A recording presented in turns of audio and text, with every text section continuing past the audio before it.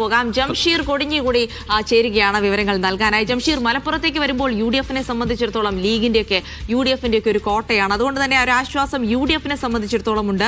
32 ജില്ലാ പഞ്ചായത്ത് 32 ഡിവിഷനുകളിൽ 26 എണ്ണം കഴിഞ്ഞ വർഷം 2020 UDF നേടിയതാണ്. ബ്ലോക്ക് പഞ്ചായത്തുകളിൽ 15 എണ്ണത്തിൽ 12 എണ്ണം. അങ്ങനെ വലിയ ആത്മവിശ്വാസത്തിൽ UDF ഇറങ്ങുമ്പോൾ ഇത്തവണ കൊണ്ടുപിടിച്ച പ്രചാരണം LDF-ഉം നടത്തിയിട്ടുണ്ട്. വലിയ പ്രതീക്ഷ LDF-ഉം പങ്കുവെക്കുന്നുണ്ട്. ഇത്തവണത്തെ ഒരു ചിത്രം അത് ആർക്ക് അനുകൂലമാകുമെന്ന് നമുക്ക് അറിയേണ്ടതുണ്ട്. പക്ഷെ അതിനപ്പുറത്തേക്ക് ഇത്തവണത്തെ ആകെ ഒരു മലപ്പുറത്തിന്റെ ചിത്രം, മുന്നണികൾ പങ്കുവയ്ക്കുന്ന പ്രതീക്ഷകൾ.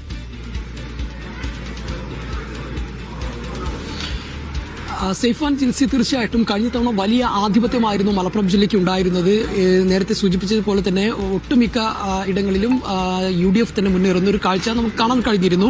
ആ ഒരു ആത്മവിശ്വാസത്തിൽ തന്നെയാണ് ഇത്തവണയും UDF ഉള്ളത്. പക്ഷേ LDF-നെ സംബന്ധിച്ചിടത്തോളം LDF-ന് പിടിച്ചു നിൽക്കുക അല്ലെങ്കിൽ കൂടുതൽ സീറ്റുകൾ നേടുക എന്നുള്ളത് അവരുടെ ഒരു പ്രസ്റ്റീജ് ഇഷ്യൂ ആയതുകൊണ്ട് തന്നെ അത്തരത്തിലുള്ള ശക്തമായ പോരാട്ടം അല്ലെങ്കിൽ ശക്തമായ പോരാട്ടങ്ങൾ പലയിടങ്ങളിൽ നടന്നു എന്നുള്ളതാണ്. പ്രത്യേകിച്ച് മലപ്പുറം ജില്ലയിലെ നഗരസഭകൾ കേന്ദ്രീകരിച്ച് നല്ല പോരാട്ടങ്ങൾ നടന്നു എന്നുള്ളതാണ്. നിലവിൽ 12 നഗരസഭകളിൽ 9 എണ്ണം UDF-നും 3 എണ്ണം മാത്രമാണ് LDF-ന് ഉള്ളത്. എന്നാൽ ആ നഗരസഭകളിൽ ചിലത് കൂടുതൽ നഗരസഭകൾ പിടിച്ചെടുക്കാനുള്ള ഒരു ശ്രമമാണ് ഇപ്പോൾ ഈ LDF-ന്റെ ഭാഗത്തു നിന്ന് ഉണ്ടാകുന്നതെന്ന് മനസ്സിലാക്കേണ്ടത്. പ്രത്യേകിച്ച് മഞ്ചേരി നഗരസഭ, തിരൂർ നഗരസഭ ഉൾപ്പെടെയുള്ളവയിൽ നല്ല ശക്തമായ പോരാട്ടം നടന്ന ഒരു ഇടം കൂടിയാണ്.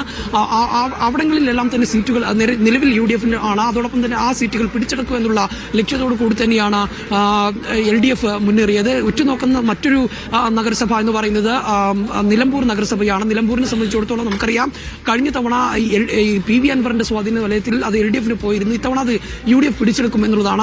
അതോടൊപ്പം തന്നെ LDF-ന്റെ കയ്യിലുള്ള മറ്റൊരു നഗരസഭയാണ് പെരിന്തൽമണ്ണ നഗരസഭ.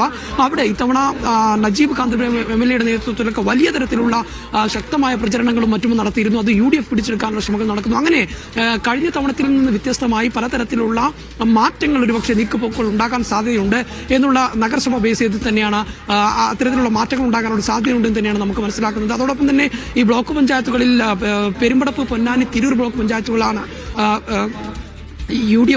LDF-ന്റെ കയ്യിലുണ്ടായിരുന്നു. അതിൽ തിരൂർ ബ്ലോക്ക് പഞ്ചായത്ത് ഒരുപക്ഷെ UDF-ന് പിടിച്ചെടുക്കാനുള്ള സാധ്യത കാണുന്നു. അത്തരത്തിൽ ചില മാറ്റങ്ങളൊക്കെ ഒരുപക്ഷെ ഈ മലപ്പുറം ജില്ലയിൽ ഉണ്ടാകാനുള്ള സാധ്യതയുണ്ട്. ശക്തമായ മത്സരം തന്നെയാണ് പലയിടങ്ങളിലും നടന്നത് എന്നുള്ളതാണ് മറ്റൊരു പ്രധാനപ്പെട്ട കാര്യം. പൊന്മുണ്ടം പഞ്ചായത്താണ്. അവിടെ ഈ മലപ്പുറം ജില്ലയിൽ എല്ലായിടത്തും UDF സംവിധാനം ഉണ്ടെങ്കിൽ പോലും പൊന്മുണ്ടത്ത് ലീഗും കോൺഗ്രസും വ്യത്യസ്തമായി മത്സരിക്കുന്ന ഒരു ഇടം കൂടിയാണ്. അവിടുത്തെ സാഹചര്യം എങ്ങനെയായിരിക്കും എന്നുള്ളത് കൂടി നോക്കി കാണേണ്ടത്. ഞാനിപ്പോൾ ഉള്ളത് മലപ്പുറം ഗവൺമെന്റ് കോളേജിലാണ്. ഇവിടെയാണ് വോട്ടെണ്ണൽ കേന്ദ്രം. ഇവിടെ സജ്ജീകരണങ്ങളെല്ലാം തന്നെ ഒരുക്കിയിട്ടുണ്ട്.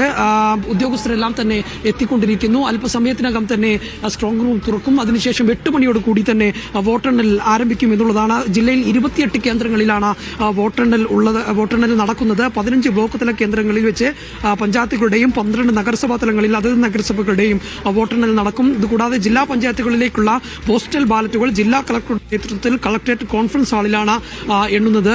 ഗ്രാമ, ബ്ലോക്ക്, ജില്ലാ പഞ്ചായത്തുകളുടെ വോട്ടെണ്ണുന്നത് ബ്ലോക്ക് തലത്തിൽ ഉള്ള കേന്ദ്രത്തിലായിരിക്കും. ഇവിടെ ബ്ലോക്ക് പഞ്ചായത്തുകളുടെ പോസ്റ്റൽ ബാലറ്റുകൾ അതത് വരണാധികാരികളുടെ ടേബിളിൽ എണ്ണും എന്നുള്ളതാണ്.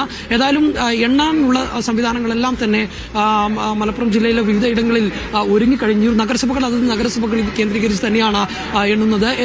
ഇനി 8 മണിയോട് കൂടി വോട്ടെണ്ണൽ ആരംഭിക്കും. മെഷീൻ ആയതുകൊണ്ട് തന്നെ വളരെ വേഗത്തിൽ തന്നെ അതിന്റെ ഫലങ്ങളും അറിയാൻ കഴിയും എന്നുള്ളതാണ്. നേരത്തെ UDF എപ്പോഴും സേഫ് ലാൻഡിങ്ങിലുള്ള ഒരു സ്ഥലം എന്ന് പറയാം. കേരളത്തിൽ ഉടനീളം LDF തരംഗം ആഞ്ഞടിച്ചപ്പോഴും UDF-ന് പിടിവള്ളിയുള്ള ഒരേ ഒരു ജില്ല മലപ്പുറമാണ്, പ്രത്യേകിച്ച് മുസ്ലിം ലീഗിന്. ഇത്തവണ അത് അങ്ങനെ തന്നെ ആയിരിക്കുമെന്ന് ആത്മവിശ്വാസം UDF പ്രകടിപ്പിക്കുമ്പോൾ പിടിച്ചെടുക്കാനുള്ള ശ്രമങ്ങളാണ് LDF-ന്റെ ഭാഗത്തു നിന്നുണ്ടാകുന്നത്. മറ്റൊരു പ്രധാനപ്പെട്ട കാര്യം, ഇത്തവണ ഈ മുസ്ലിം ലീഗിനൊക്കെ വലിയ തരത്തിലുള്ള വിമത ശല്യം രൂക്ഷമായിരുന്നു. പല പഞ്ചായത്തുകളിലും വിമതന്മാർ അതിശക്തമായി മത്സരരംഗത്ത് ഉണ്ടായിരുന്ന ഒരു സാഹചര്യമുണ്ട്.